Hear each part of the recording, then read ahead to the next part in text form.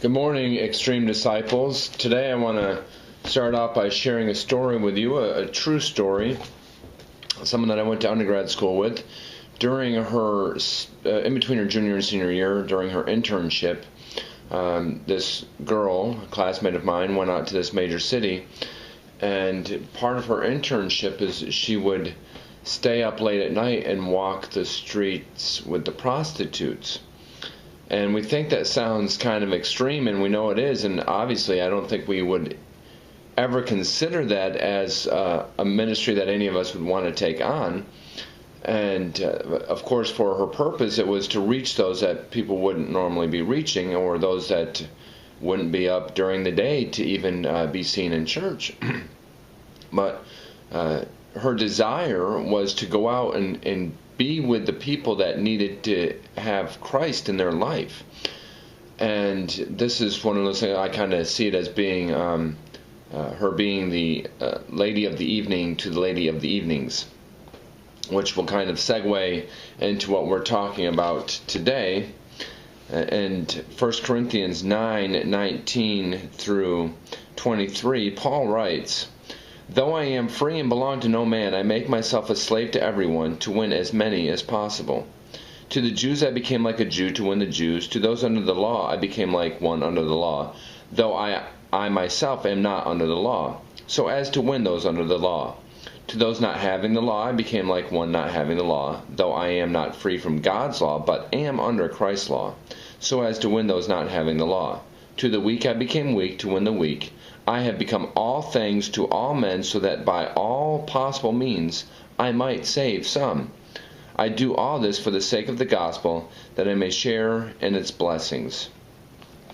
And of course, what I'm focusing on in my blogs is talking to leaders, or at least taking the leadership perspective. And when we think of being leaders, we don't want to think of being a slave to everyone. At least that's not the worldly way of doing it. The worldly way, or the secular way of being a leader, is to make everyone your slave. So here we have Paul saying he made himself a slave to everyone.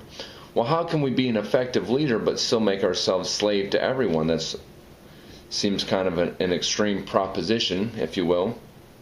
And let's think about the things that Paul did. Now, he didn't become an unwilling servant to everyone in that aspect of becoming a slave, but what he did is he put himself with the people that he was trying to serve. He became one of them without fully making that transformation.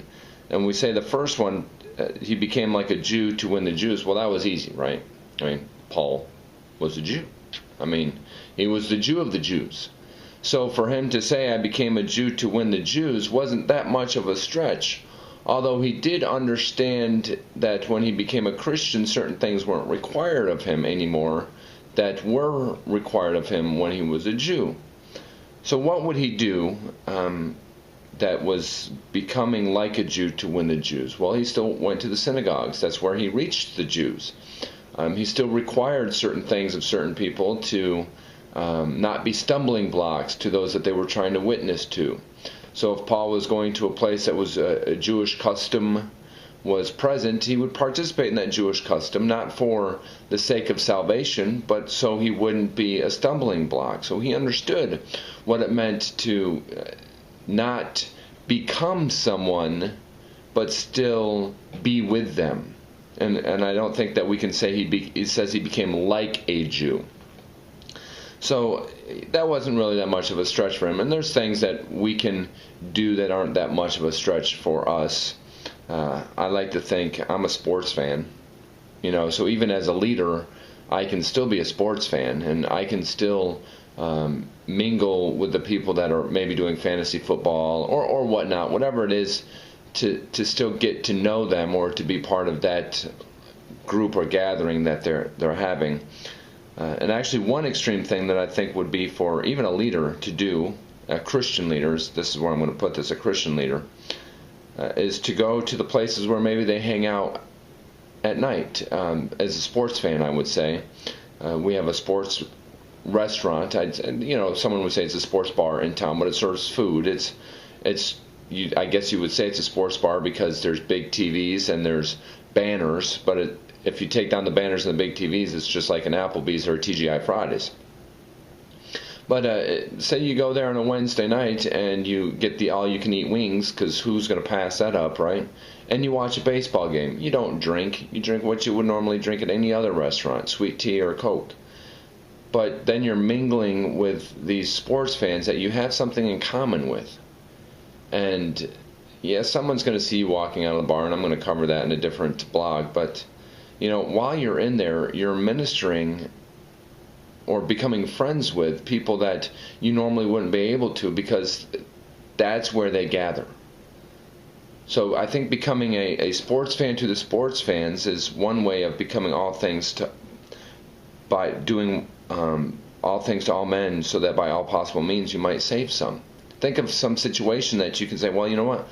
I didn't normally go there because, you know, that's where they hang out. A bowling alley, you know, nothing's wrong with going bowling, joining a league or a softball league. So there's so many things as a leader that you can encourage your people to do, as long as it's not a stumbling block for them, to become all things, so you can, for the sake of the gospel, this is, first of all, we get to share in its blessings. What's that mean? Well, if you're in this bar and you strike up a conversation with someone and you gain their trust and you have a relationship with them and you lead them to Christ, I'm going to tell you that's sharing in its blessings. But we're not going to save a few by sticking to our traditions only and being narrow-minded and not willing to go out and become extreme for the sake of the gospel. We have to go to some places that make us uncomfortable.